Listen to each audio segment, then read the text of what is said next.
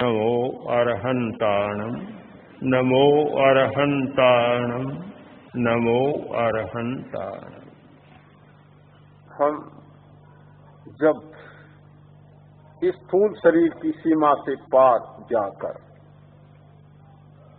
देखते हैं तो हमें कुछ विचित्रता दिखाई देती है, रंग दिखाई पड़ते हैं। हमारे विचारों को सबसे अधिक प्रभावित करने वाले दो तत्व हैं, एक शब्द और दूसरा रंग। मनुष्य सबसे ज्यादा प्रभावित होता है रंग से और शब्द से। श्रोत्र और चक्षु, आंख बहुत प्रभावित करती है मनुष्य को और कान बहुत प्रभावित करता है। रंग बहुत प्रभावित करते हैं। हमारे आसपास रंगों का एक वलय बना हुआ है, हमारे भीतर वलय बना हुआ है। बहुत दूर जाने की जरूरत नहीं, प्रयोग करें, आंखों को बंद करें, दर्शन केंद्र पर भ्रिकुटी के मध्य ध्यान केंद्रित करें। थोड़ी देर में रंगों के बिंदु आपके सामने गुजरने लग जाएंगे। थोड़ा सा आंख को मूंद कर दबाएं, प्रकाश के बिंदु और रंगीन बिंदु आपके आसपास चक्कर लगाने लग जाएंगे। सर्वेंद्रिय संयम मुद्रा करें, सब इंद्रियों का संयम करें। कान बंद, अंगूठे डालें, कान बंद। दोनों आंखों पर 2 अंगुलियां करें, आंखें बंद। 2 नाक पर 2 अंगुलियां, नाक बंद। 4 अंगुलियां होठों पर करें। सर्वेंद्रिय संयम मुद्रा करें और देखें रंगीन बिंदु आपकी आंखों के सामने गुजरते दिखाई देंगे। आंखें बंद हैं किंतु आपको रंग दिखना शुरू हो जाएगा। ये रंग के बिंदु हमारे भीतर है। तेजस शरीर रंग का शरीर है। प्रकाश और रंग कोई 2 तत्व नहीं है। प्रकाश का 49वां प्रकंपन ही रंग होता है। एक फ्रीक्वेंसी में प्रकाश रंग बनता है। प्रकाश और रंग कोई 2 मूल तत्व नहीं है।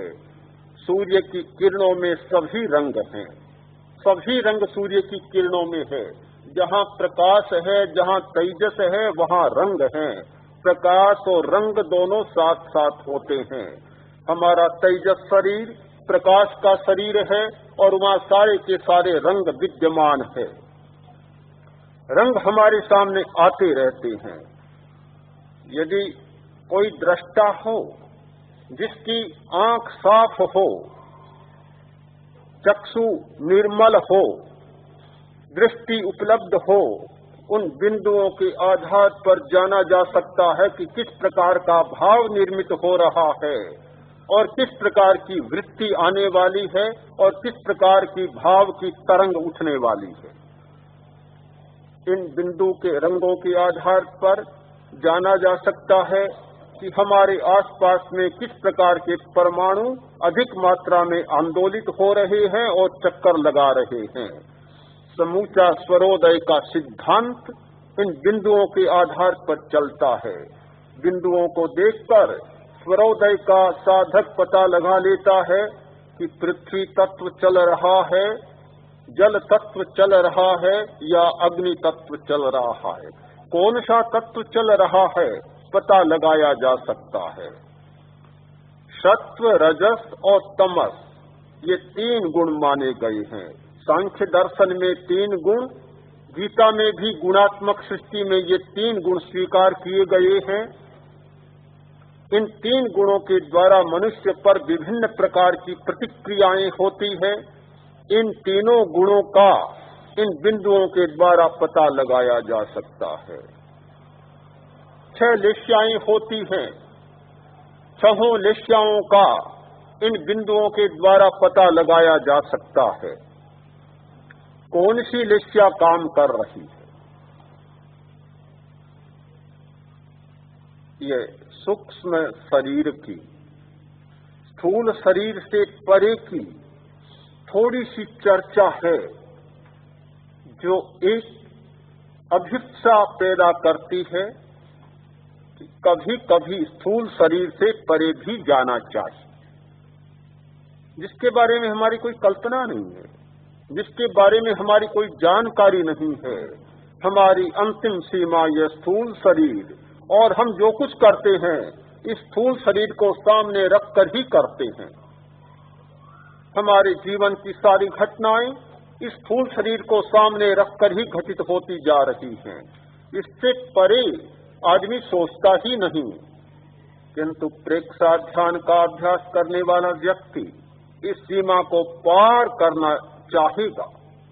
उसे पता चलेगा, जब जब लक्ष्याध्यान का प्रयोग करेगा, पता चलेगा कि किस प्रकार श्वेत रंग दिखाई देता है, कहाँ और कब लाल रंग दिखाई देता है, चमकता हुआ ब्लू रंग कब सामने आता है, और किस प्रकार शांति, आनंद या प्रसन्नता मन में घटित होती है। अपने आप एक जिज्ञासा जाग जाती है कि ये क्या रंग क्यों आता है। लोग मुझे कहते हैं कि ध्यान के समय अमुक रंग आया, यह रंग दिखा, कैसे अच्छा है और कुछ तो नहीं है। मैंने कहा अच्छा लक्षण है, आने दें, देखते जाएं, आने दें, देखते जाएं, उलझे नहीं, देखते चले जाएं। एक अभिप्सा जाग जाती है। यह ध्यान की एक कसौटी है। लेश्या ध्यान की कसौटी है। ध्यान स्थिर होता है, लेश्या शुद्ध होती है। जैसे जैसे लेश्या शुद्ध होती है, वैसे वैसे आभा मंडल पवित्र और निर्मल होता है। जैसे जैसे आभा मंडल निर्मल और पवित्र होता है, वैसे वैसे व्यक्ति का चरित्र शुद्ध होता चला जाता है और चरित्र बदलता चला जाता है। हमारे चरित्र परिवर्तन का मूल आधार है लेश्या का परिवर्तन। चरित्र परिवर्तन का मूल आधार है आभा मंडल का परिवर्तन। आभा मंडल जितना मैला होता है, व्यक्ति का चरित्र उतना ही दूषित होता है। आभा मंडल जितना शुद्ध होता है, व्यक्ति का चरित्र उतना ही पवित्र होता है। आभा मंडल को जानने वाला व्यक्ति के चरित्र को जान सकता है, पूछने की जरूरत नहीं। उसके आधार पर जान सकता है कि व्यक्ति का चरित्र कैसा है।